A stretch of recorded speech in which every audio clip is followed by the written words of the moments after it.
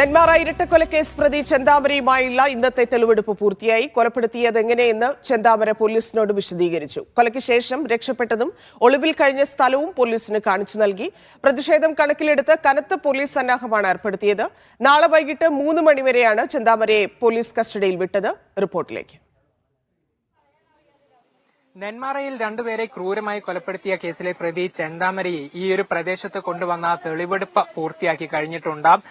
പ്രതി ഈ കൊലപാതകം നടത്തിയ രീതിയും ഒപ്പം തന്നെ ഇവിടെ നിന്നും രക്ഷപ്പെട്ട കാര്യങ്ങളുമെല്ലാം പോലീസിന് വിശദീകരിച്ച് നൽകുകയും ചെയ്യുകയായിരുന്നു. ഇന്ന് ഉച്ചയ്ക്ക് ഏതാണ്ട് 12:30യോടുകൂടിയാണ് ഈ ചെന്താമരയെ ബോയൻ കോളനിയിലേക്ക് കൊണ്ടുവന്നത്. ആദ്യം സുധാകരനെ കൊലപ്പെടുത്തിയ ഒരു പ്രദേശത്തേക്ക് ആ ഒരു വഴിയിലാണ് നമ്മളിപ്പോൾ ദൃശ്യങ്ങളിൽ കാണുന്നത്. ഇവിടെ കൊണ്ടുവന്നാണ് കാര്യങ്ങൾ ചോദിച്ചു മനസ്സിലാക്കിയത്. അതിനുശേഷം ഈ ചെന്താമര ആയുധങ്ങൾ ഒളിപ്പിച്ച് ഇയാളുടെ വീട്ടിലേക്ക് കൊണ്ടുപോയി അവിടെ നിന്നും തെളിവെടുപ്പ് പൂർത്തിയാക്കി. തുടർന്നാണ് രക്ഷപ്പെടാൻ ഉപയോഗിച്ച വഴിയിലൂടെ പോലീസ് കൊണ്ടുപോയത്. അതായത് കുറ്റകൃത്യം നടത്തിയ ശേഷം ഇയാൾ ഇവിടെ നിന്നും രക്ഷപ്പെട്ട കാര്യം പോലീസ് പുനരാവിഷ്കരിക്കുകയായിരുന്നു. ദൃശ്യങ്ങളിൽ ഇപ്പോൾ കാണുന്നത് ചെന്താമര സുധാകരന്റെ അമ്മ ലക്ഷ്മിയെ കൊലപ്പെടുത്തിയ ഒരു പ്രദേശമാണ്.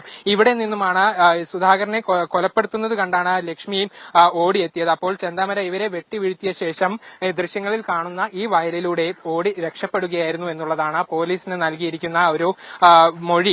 അതായത് ഈ സൈഡിലൂടെ ഈ ഇടവഴിയിലൂടെ ആദ്യം ഓടി രക്ഷപ്പെടുന്നു. ഒപ്പം വയലിലെ ഒരു വഴിയിലൂടെ ഓടി മലമുകളിലേക്ക് രക്ഷപ്പെട്ട് കയറുകയായിരുന്നു എന്നുള്ളതാണ് ഇയാൾ പറഞ്ഞിരിക്കുന്നത്. അങ്ങനെ മുന്നിൽ കാണുന്ന ഒരു മലയിൽ അവിടെയാണ് 36 മണിക്കൂർ ചെന്താമര ഒളിച്ചിരിക്കുകയും ചെയ്തിട്ടുണ്ടായിരുന്നത്. ഈ സമയത്ത് അയാൾ ഇവിടെ നാട്ടുകാർ നടത്തിയ പരിശോധനയും ഇവിടെ പോലീസ് നടത്തിയ തിരച്ചിലും ഒക്കെ കണ്ടിരുന്നു എന്നുള്ളത് തുടക്കത്തിൽ തന്നെ മൊഴി നൽകിയിരുന്നു. ഡ്രോൺ ഉപയോഗിച്ചാണ് പോലീസ് ആദ്യഘട്ടത്തിലൊക്കെ തിരച്ചിൽ നടത്തിയത്. ഈ ഡ്രോണൊക്കെ വരുമ്പോൾ മരത്തിനിടയിൽ ഒളിച്ചിരിക്കുകയായിരുന്നു. ഒപ്പം ആനയുടെ മുന്നിൽ പെട്ടു എന്നുൾപ്പെടെ ഇയാൾ പറയുകയും ചെയ്തിട്ടുണ്ടായിരുന്നു. ഈ കാര്യത്തിലൊക്കെ ഒരു വ്യക്തത വരുത്തുന്നതിന് വേണ്ടിയാണ് തെളിവെടുപ്പ് പോലീസിന്റെ നേതൃത്വത്തിൽ നടത്തിയത്. ഇന്നിപ്പോൾ ഈ രക്ഷപ്പെട്ട വഴിയിലൂടെയൊക്കെയാണ് പോലീസ് ഈ കാര്യങ്ങളൊക്കെ ഒന്ന് പുനരാവിഷ്കരിക്കുകയും ചെയ്തിട്ടുള്ളത്. ഇനി ആയുധം കൊണ്ടുവന്ന സ്ഥലം എലവഞ്ചേരിയിലെ ഒരു പ്രദേശത്തു നിന്നുമാണ് ആയുധം കൊണ്ടുവന്നത് എന്ന് പറയുന്നു. ഇവിടെ കൂടെ തെളിവെടുപ്പ് നടത്താനുള്ള ഒരു സാധ്യതയുണ്ട്. നാളെ 3 മണിവരെയാണ് പോലീസിന്റെ കസ്റ്റഡിയിൽ ഉണ്ടാവുക. ഇതിനുള്ളിൽ ചിലപ്പോൾ ആ ഒരു കാര്യം കൂടെ തെളിവെടുപ്പ് നടത്താൻ സാധ്യതയുണ്ട്. അല്ലെങ്കിൽ ഈ ആയുധം വാങ്ങിയ കടയുടെ ഉടമയെ കൊണ്ടുവന്ന മൊഴി എടുക്കാനുള്ള സാധ്യതയായിരിക്കും. ഒരുപക്ഷെ തെളിവെടുപ്പ് ഒഴിവാക്കി അത്തരത്തിൽ മൊഴിയെടുത്ത് അത് പൂർത്തിയാക്കാനുള്ള ഒരു സാധ്യത കൂടെ പോലീസ് പറയുന്നുണ്ട്.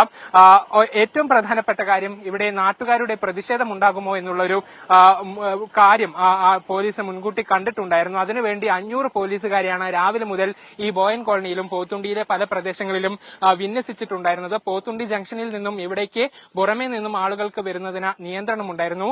ഒപ്പം തന്നെ ഇവിടെ ഈ കോളനിയിലെ ആളുകൾ പൂർണ്ണമായും പോലീസിനോട് സഹകരിക്കുന്ന ഒരു കാഴ്ചയും കൂടിയാണ് കണ്ടത്. പോലീസിന് മറ്റ് തടസ്സങ്ങളൊന്നുമില്ലാതെ കൃത്യമായി ഈ തെളിവെടുപ്പ് പൂർത്തിയാക്കാൻ സാധിക്കുകയും ചെയ്തിട്ടുണ്ട്. ഏതായാലും ഇന്നത്തെ തെളിവെടുപ്പ് പൂർത്തിയായി. നാളെ 3 മണിവരെയാണ് പോലീസിന്റെ നേതൃത്വത്തിൽ പോലീസിന്റെ കസ്റ്റഡിയിൽ ഈ ചെന്താമര ഉണ്ടാവുക. അതിനുശേഷം വീണ്ടും റിമാൻഡിലേക്ക് പറഞ്ഞുവിടും. അതിനു മുൻപ് തന്നെ പോലീസിന് ആവശ്യമായ തെളിവുകൾ ശേഖരിക്കും, ആവശ്യമായ മൊഴികൾ ശേഖരിക്കും. അതിനുശേഷം റിപ്പോർട്ട് സമർപ്പിക്കുമെന്നുള്ളതാണ് മനസ്സിലാക്കുന്നത്. ഏതായാലും ആളുകൾക്ക് ഇപ്പോഴും ഭയം മാറിയിട്ടില്ല എന്നുള്ളത് കൂടിയാണ്. ഇയാൾക്ക് കിട്ടുന്ന ശിക്ഷ എന്താണ് എന്നുള്ളത് കൂടെ അറിഞ്ഞാൽ മാത്രമേ ആളുകൾക്ക് തങ്ങളുടെ ഭയം മാറുകയുള്ളൂ എന്നുള്ളത് കൂടെ അവർ പറയുന്നുണ്ട്. ക്യാമറ പേഴ്സൺ ശിശു ചിറ്റൂറിനൊപ്പം നന്ദഗോപാൽ, മീഡിയ 1, പാലക്കാട്.